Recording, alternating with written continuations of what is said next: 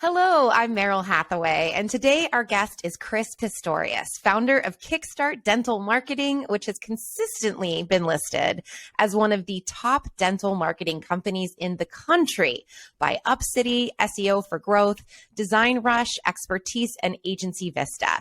Having over 15 years of experience in dental marketing, he has worked with countless dentists and orthodontists across multiple facets of marketing, consulting, and coaching.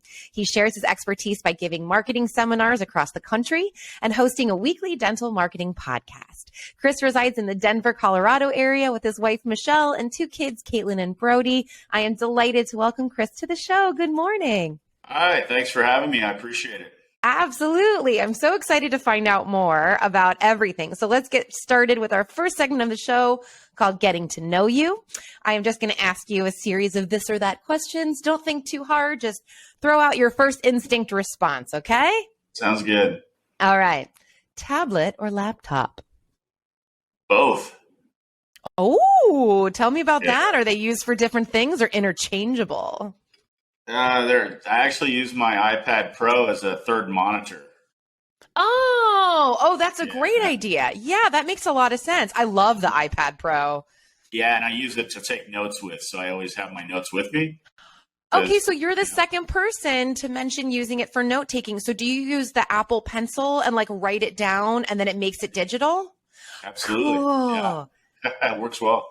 Yeah, it's such an awesome feature. It was actually, I believe, our last guest that I mentioned that I got the iPad Pro because I like to draw and design. So I got the Apple Pencil and I'm obsessed with it because I feel like it was something I thought in my mind of like 20 years ago and was like, wouldn't it be cool if it went right into a computer and I could edit it in a computer? And now it actually does it. It's crazy. Yeah, it's pretty cool.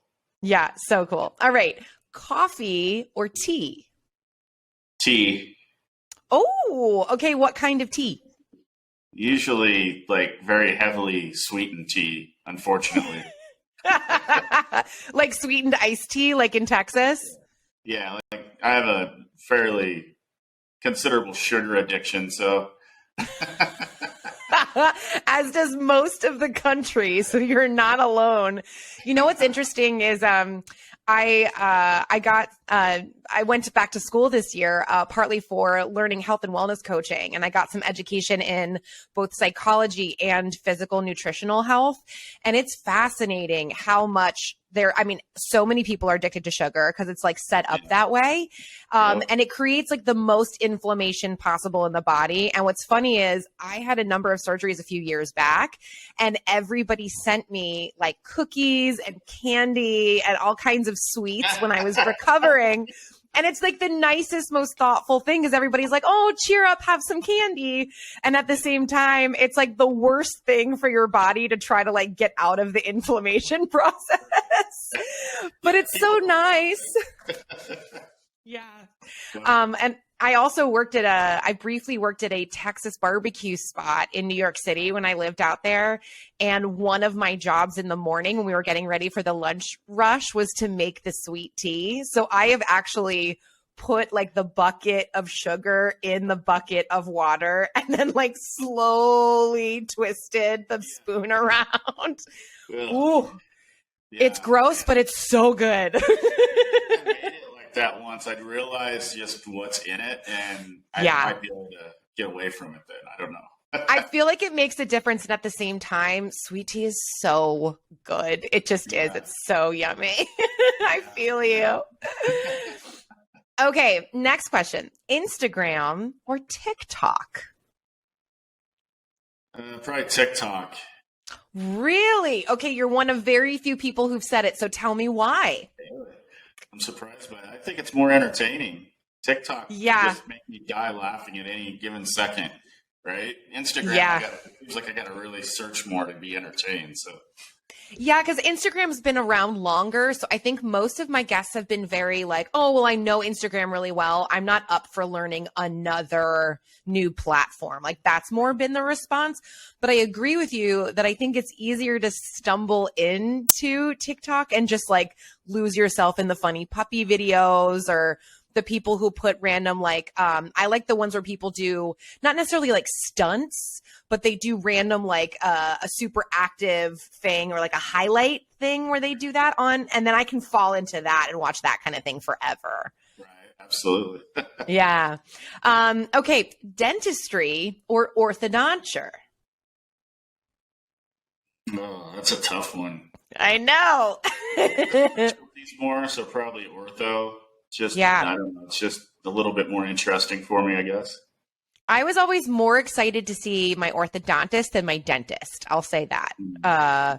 More to find out like what was going to happen with my braces. Was I getting a new retainer? There was always like a thing attached with my orthodontist versus the dentist that's just like, all right, let's see if we got cavities. You know, you're like, ah. Right. All right, Netflix or YouTube? Netflix. Yeah. I go Netflix for chilling. I do YouTube for comedy, podcast, video stuff, sports highlights, random things like that. Yeah. All right, and then lastly, emails or social posts? Probably emails. Yeah? Yeah, I think so. Social posts are crazy right now. Because they always get somehow, I could post something about like dental marketing and somehow it turns into something political. So. Oh, interesting. Yeah, where emails, it's like you've already generated content. It's done. You've sent it out versus a social post, which you're going to get the commentary about. People spend less time like responding to an email. Exactly. Yeah, everyone's just bracing and ready to be like, here's what I think. Okay. All right. We know you have thoughts. That's awesome. Good for you. Great. Express them. All right, Chris, let's jump right into humble beginnings. So please tell us, what was your very first job ever? Oh, wow. I worked at an eggplant. What? Not in an eggplant like a vegetable, but at a plant that produces eggs. So it's like a plant where they bring in all these eggs and they test them and do all these different things, like depending on who orders the eggs. Like some of them, they have to like take the yolks out. What? Yeah, it's really interesting, but it was a lot of work too. How do you, okay, this is one of the best answers I've ever gotten. So I'm going to have questions around it. I just am. I'm used to like Starbucks or like babysitting. Yeah, right. Okay. So it's a plant with eggs for testing. What are they testing? They test for like salmonella and like anything so this is like where I'm from, a little bitty town, like 500 people. There's no paved roads or anything where I grew up. So, but we had this eggplant and we had a huge, chicken plant. So like all the chickens would lay eggs and they would ship the chickens down the road to the eggplant where they'd be tested and, you know, different things are done to them before then they're sent to the manufacturers that use the eggs for whatever, like mayonnaise. Oh, yeah. Okay. So it's almost like wholesale egg sales. Yeah. And they're testing before they go out. Okay. Yeah. Okay. But you also said yolk removal. Tell me what that's about. I have no idea. No clue. I don't even know how the hell they do it, really. I'm like, I want that tool, whatever that kitchen device is that removes a yolk. I just want to like use it as a party trick. Right. Yeah, I have no idea how they do it. And that was my gosh. 30 years ago, so I really don't remember. Yeah, like what they have now. Okay, so what was your role there? What were you doing? Let's see, I got to think about it. I think I took the eggs from their, like these big crates that they came in, and I would load them on the conveyor belt to feed the machine, doing whatever. Oh, so it was physical work too. For sure. You got to load it and keep it going, and it's like if you're slow, they yell at you, and it was a stressful time. Wow. Yeah. So it's just funny because I think like, you know, we all get so used to being in different phases of life. Once you move into a new phase, you just kind of, it's not like you forget about it before, but like things become just less and less like attached to us. And you almost forget that a lot of the jobs that we all did starting out, like I've talked to a number of people who started with like a paper route, right? Which is not just physical, but you're waking up at like 4:35 a.m. and you're doing things like, even physically moving all this stuff. As a younger person, we tend to get those jobs more as a younger person, but you forget, I think, over time, how taxing those kinds of jobs really are. And at the end of the day, how well you probably slept after a day of work doing that versus just using your brain or your fingers or your voice all day, doing certain other types of work. It's really fascinating. And for me, I sometimes, when I hear about other jobs that are physical, I almost miss some of the jobs I've done that were really, really physically active, because I always felt really satisfied after one of those days of work, personally. And then I would sleep really well. I'd be super hungry. I'd want dinner and I would go to bed. And it was a really like satisfying way to be. Did you feel that way too? Do you remember? Or? Yeah, absolutely. Yeah. And the next job I had was at a Sherwin-Williams paint factory. Oh, wow. It was the night shift, and that was really weird. But wow. 20 pounds doing that job. Really? Wait, why did you lose 20 pounds? It was just, go ahead. One was just because of the physical activity. The other was because it was the night shift, and I didn't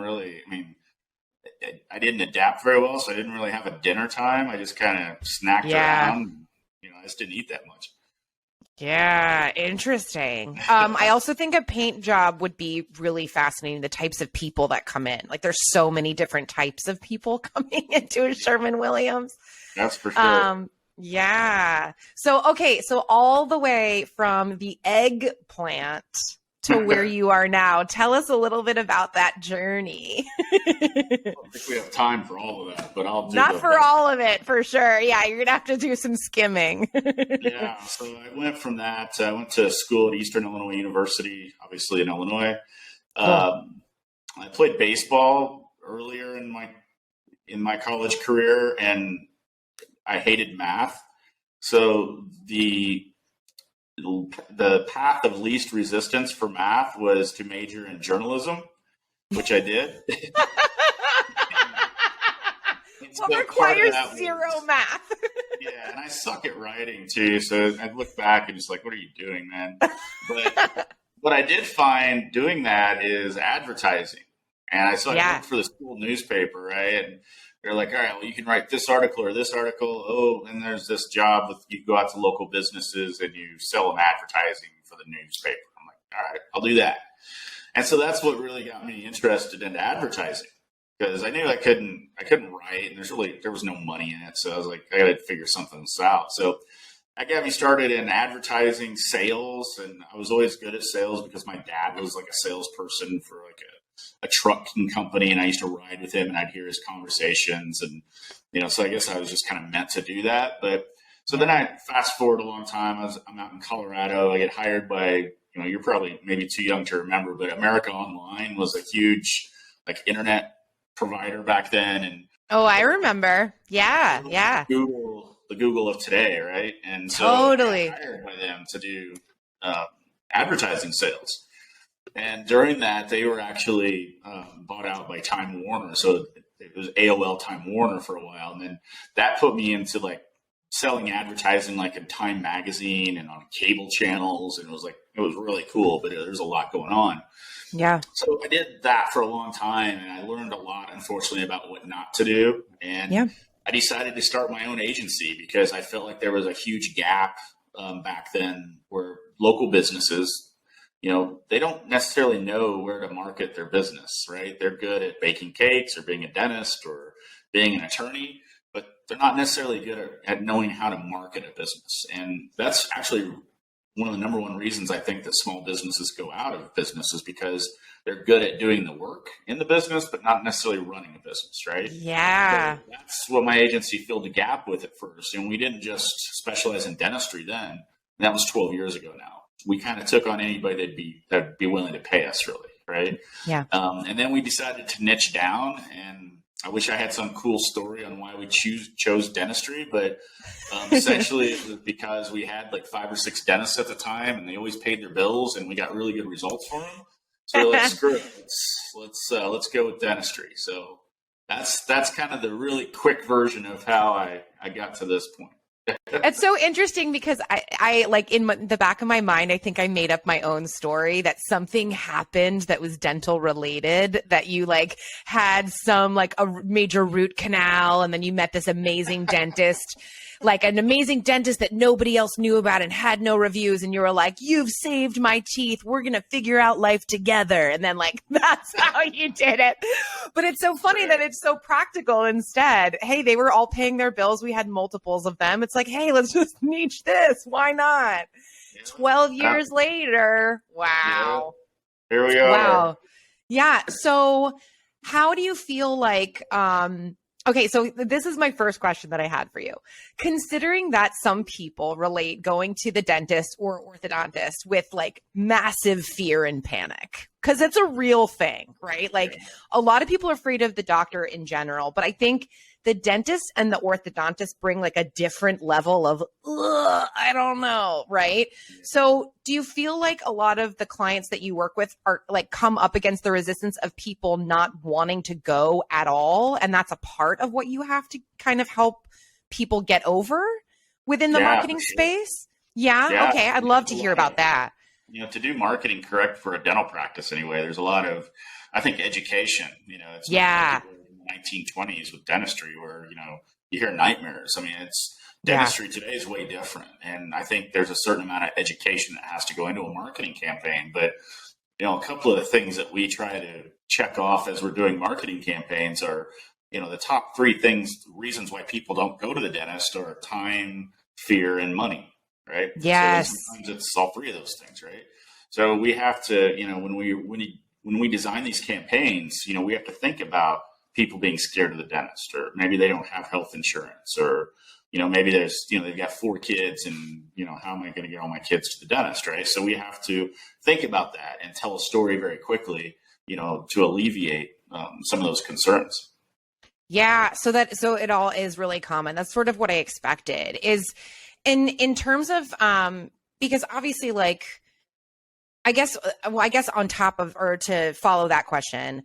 So, I mean, having like a niche marketing campaign obviously is important for any business. Part of the strategy is like what makes you unique as a business. But considering that, I mean, how different could every dentist or orthodontia office operate? That's sort of what came up for me is like, that must be a huge challenge with what you do. Yeah.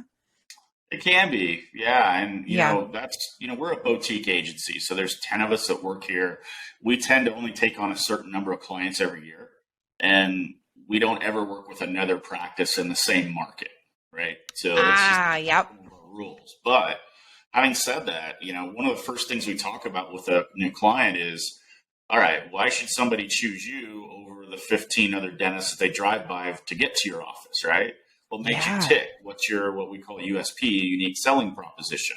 What makes you better? And they say, oh, well, I've been in business this long and we care about it. I was like, no, that's BS. That's not good enough. We've got to really come up with something compelling. So we really try to drive to that, what makes them unique and different. Sometimes it is difficult, but, you know, I found that if we can get to that, that tells a much different story, then we can make ourselves stick out. And that's really what marketing is all about.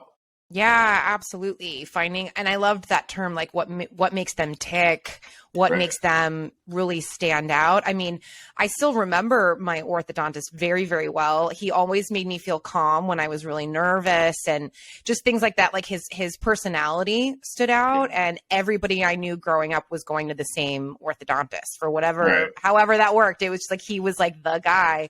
But yeah, I think, it's interesting. Is there anything you would want to share, or like almost a case study or something with how you did sort of boil down somebody's really unique assets and then marketed off of that? Yeah, well, there was one that was really easy. Really? That didn't even mention to us until like a few weeks into the campaign that they do at-home dentistry.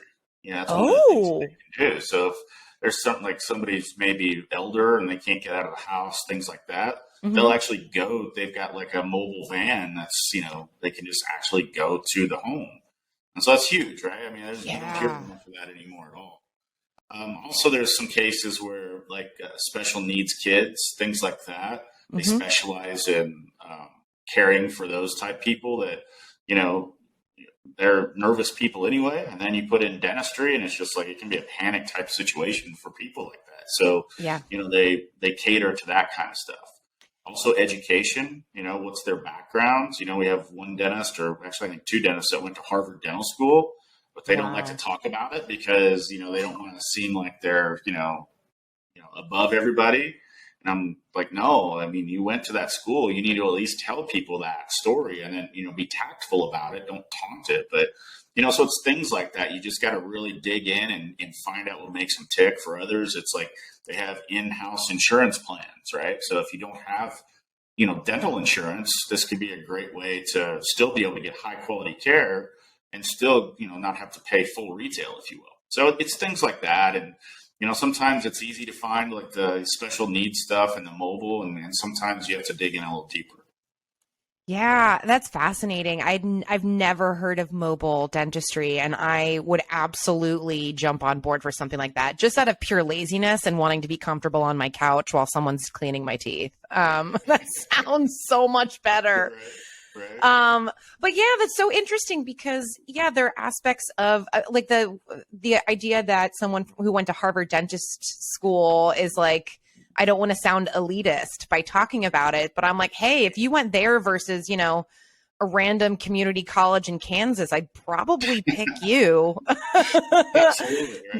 Miss Harvard lady, than the community. Not that community colleges aren't great; they're amazing. But yeah, if you went to Harvard, you got to use it. Otherwise, why'd you go to Harvard? That's right. It's exactly. But I get that too. That you don't want to like ostracize anyone who might have less of an education than they feel insignificant or something, or they would see you as being too expensive just out the gate, thinking that you would charge more because you went there or whatever. Right. Yeah, absolutely. Yeah. That's really interesting. So do you have sort of one set way that y'all approach a dentist or an orthodontist when you start working with them? Is there one way you kind of start with strategy, or is it different from client to client? Yeah, we mix it up because not everybody's the same and not everybody has the same goals, right? There's some practices that come to us, they're brand new and they don't have any patients, and they're like, dude, I need patients quick and I need a lot of them, right? Yeah. Then there's others that are just the opposite. You know, they may have been in business for 30 years and, you know, maybe they're fee for service, which means that they don't even accept insurance, and they're not looking for tons of new patients. They're just looking for very specific type patients, right? So I kind of see it as we have this war chest full of digital marketing tools, right? And so everyone that we talk to, based on what they need and what their unique selling proposition is, we can kind of use the weapons in this chest differently for each client. So we don't have like gold, silver, bronze packages. This is very, you know, customized, you know, high quality, if you will, high results type marketing. Yeah, I love that approach. And I think I'm sure that clients really appreciate that, where it's not just one sort of set system and then you go through a checklist. I mean, that's involved in anything really, but approaching it differently depending on who the person is and their unique situation. So how often do you get brand new practitioners versus people who've been around for a while want to shake things up? There's been more brand new this year for sure. Really? You know, yeah, the landscape in dentistry is interesting because there's a lot more, I don't want to call them kids, but people coming out of dental school right now. And so they've got the decision to make. Do they want to become an associate and work for another practice, or do they just want to kind of start their own? And, you know, it's just very competitive. There's a lot of kids coming out of school that are ready to be a dentist, but then we're also seeing a shift where the baby boomer dentists are retiring now. So they're selling their practices, right? Yeah. That's another category of somebody that wants to have their own practice. So they don't start from scratch. They just buy another practice, and then hopefully they can keep, you know, a lot of those patients. So is that how that works? So let's say Dr. Morgenstern, my orthodontist, is like, okay, I'm 75, I'm done, I'm going to check out. I'd love to find someone young and sprightly to take this over. So they actually sell their client base and the facility and all of that to another practitioner? Yeah, sometimes. Oh, interesting. Yeah. I mean, I like that better versus, and then you just send out something to all the clients that say, hey, Dr. Morgenstern's been around for 50 years, knocking things down for you. And now we've got this new guy. We'd love to introduce you to Joe Schmo. He's the new one. Yeah, interesting. Yeah. Because you think about it, like, I would rather have that happen than have them be like, hey, your doctor's done. Go find a new dentist. I mean, that would not be nearly as helpful as just like switch me over. And I wonder, do you know why there's been such an influx in new dentists and orthodontists? Is it just because it's been proven to be a really good, solid field to be in, so more people are going into it now?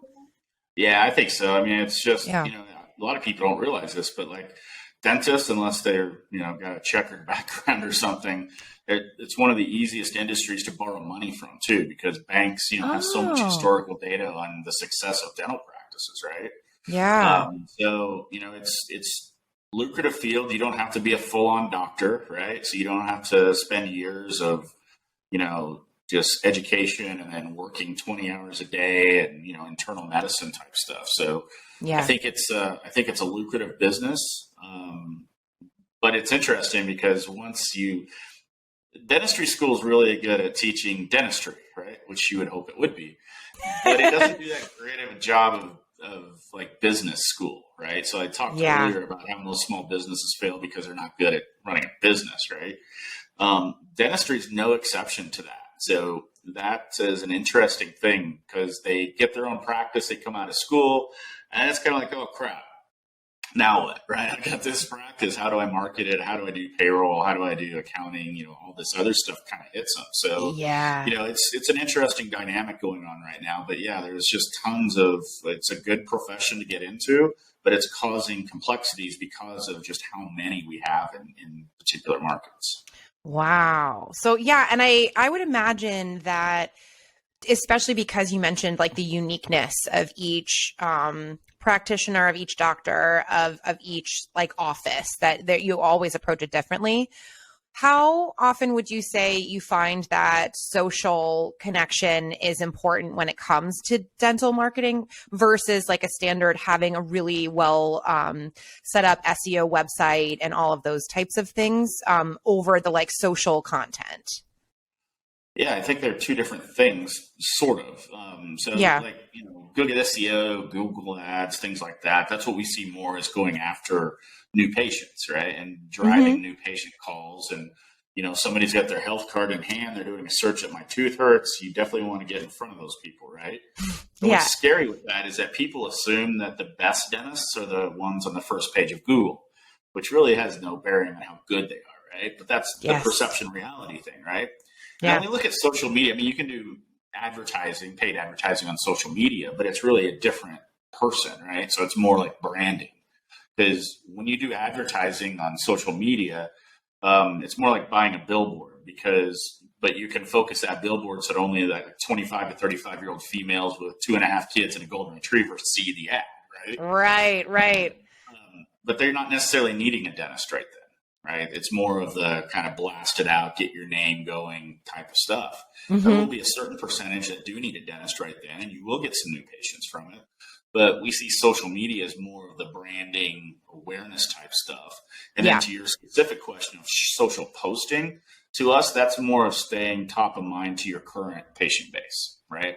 Just making sure that, they don't forget who you are and that you're great. And when they do have their next need, or they're supposed to be back in 6 months, they remember who it is that they're supposed to go back to. So we define all of that kind of in 3 clear segments. Yeah, that makes so much sense. Certain businesses, it makes more sense to be really active on socials. With this, it sounds a lot more like you just want to make sure people can find you and know that you're well reviewed, well respected, all of that. So I would imagine with dentistry in particular that testimonials are a huge thing. Is that right? They are, with a caveat, I think. I mean, everybody talks about putting reviews on your own website.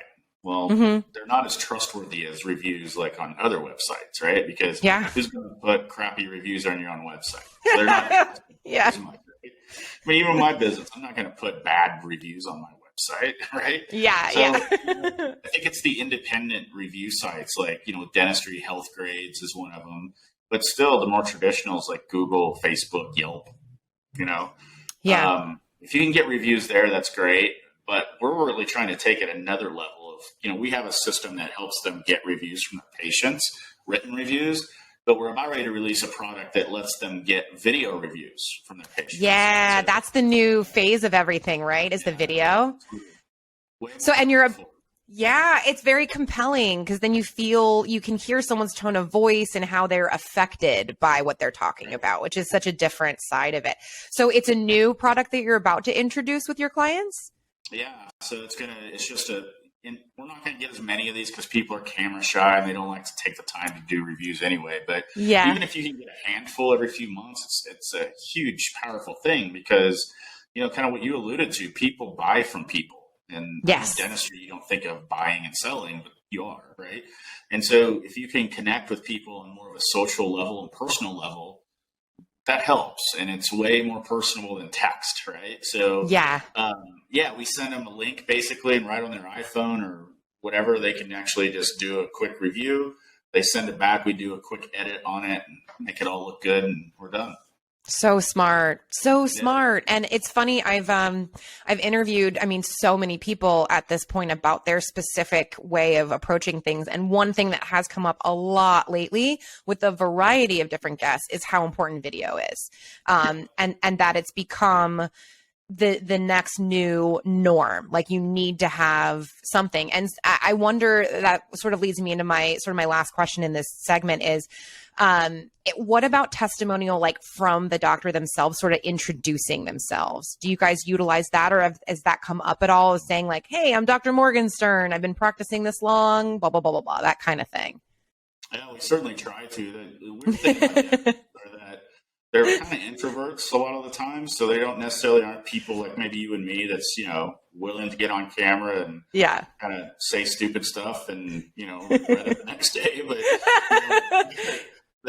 they are more reserved and, more traditional, and it's hard to get them to do that. But we had some success with it during COVID because we had to kind of change the world changed, so we had to change with it, right? And so we just make people feel better about coming back to the dentist and some of the safeguardings that they're doing to clean their office and precautions they're taking, things like that.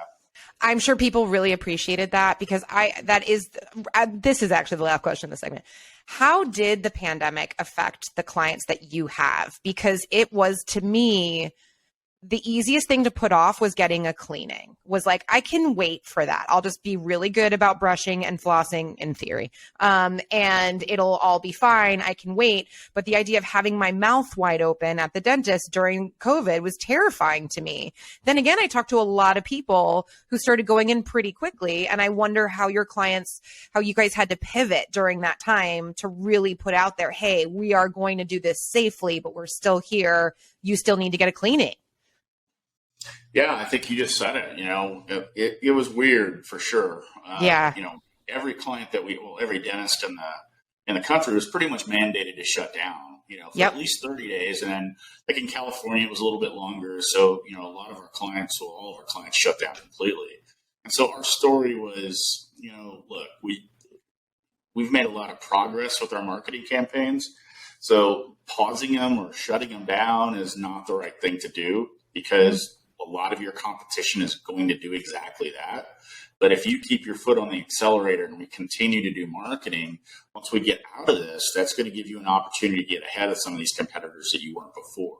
Yeah. So that was our message. Now, not everybody was on board with that, and I get it. They were scared and they didn't know what the future looked like, right? So we made a difficult decision of, you know what, even though they've paused their billing with us, right, we're going to continue to market for them. So we didn't really change any of our services, and we just kept doing what we were doing for 1, 2, 3 months to help them kind of get through this. And the messaging, to answer your question, the messaging that we were doing during that time was oral health is still hugely important.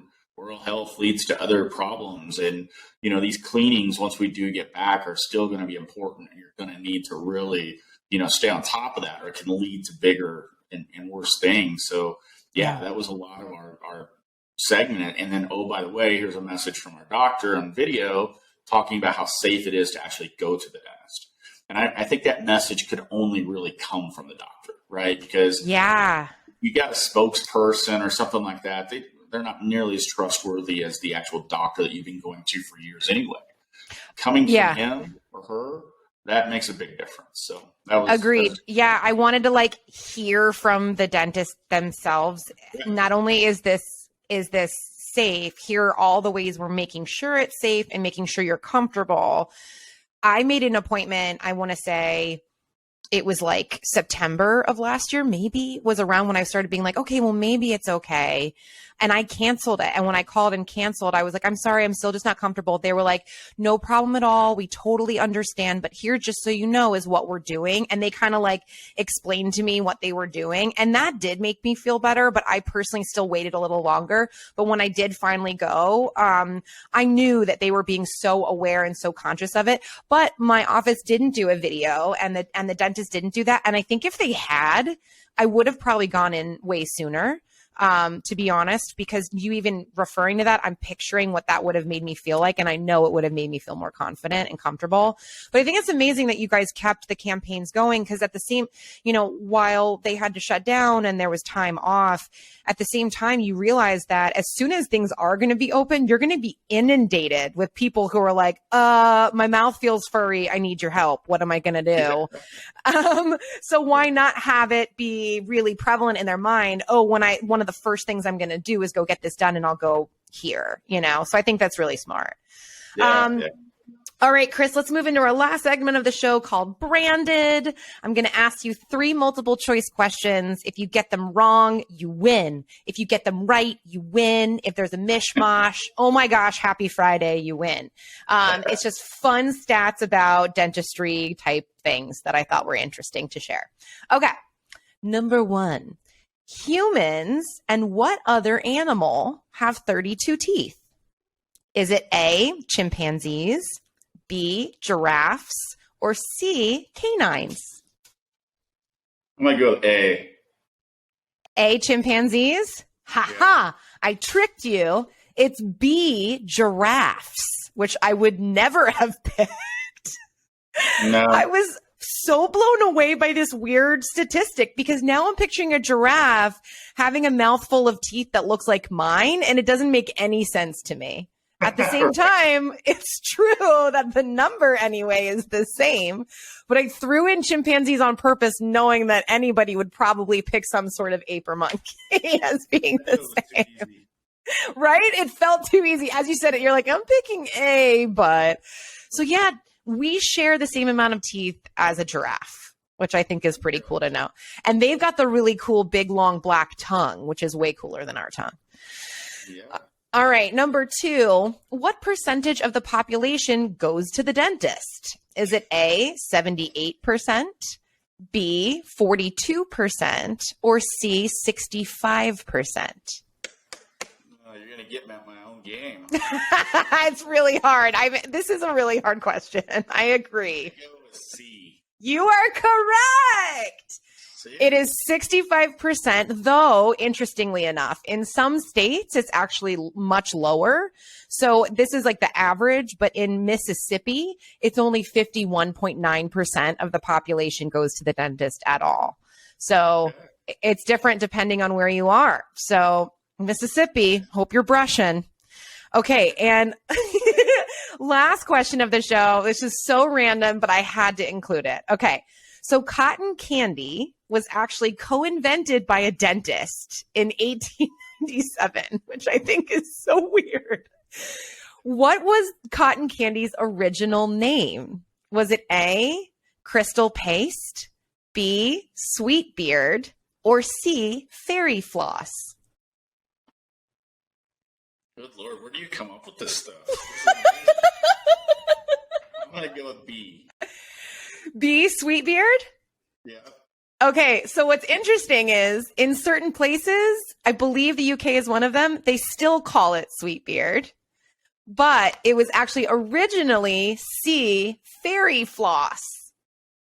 Okay. Isn't that weird? Like kids flossing with cotton candy? but it's like, it's not real substance. It's such like weird fairy fluff that I was like, well, I guess that makes sense, but why floss? And then I thought about it. And if you ever stand there like at the fair and you watch them make it, and they take the stick and they put it in, and it's sort of like one long piece that they slowly put on the thing. So I guess they thought of it as like one long piece of floss. I mean, I don't know, but isn't that interesting? So it was originally called fairy floss, and it was co-invented by a dentist. And I guarantee if you ask anybody that, if it's true or false, they'll say false because it sounds so ridiculously false, but it's true. It's like a conspiracy. Like the dentist created this crap to I know, because the first thing I always think of is like, ooh, that'll rot your teeth. Well, boom, that was their goal. Come see me when you're done at the fair. All right, Chris, so you are so wonderful to have on the show today. I just want to give you an opportunity to share where people can find you if they want to reach out about working with you and getting marketing services or coaching or any of the good things when it comes to the dental marketing world. How can they find you? Yeah, probably the easiest way is just go to my website, KickStartDental.com. And there's a place you can schedule a strategy session. I do all the strategy sessions myself, so it'll all be through me. And then I kind of go through what the practice looks like, what your competition looks like, your market, and just give you some ideas on how to better promote your practice. And you can have us execute those ideas, or you can do them on your own, but it'll give you some good information about your business. And, if you're not a dentist and you're watching or listening to this, hit me up there too. I have no problem helping you out and giving you some advice, even if you're not a dentist. So there's a lot of the stuff that we do certainly would apply to just about any local business out there. So KickStartDental.com. Absolutely. Fantastic. Thank you so much for being here. It was really, really interesting to have you. And I was so excited to get to know more about this world. So thank you for sharing everything with us. Awesome. Thanks so much. I appreciate it. Absolutely. Have a great weekend.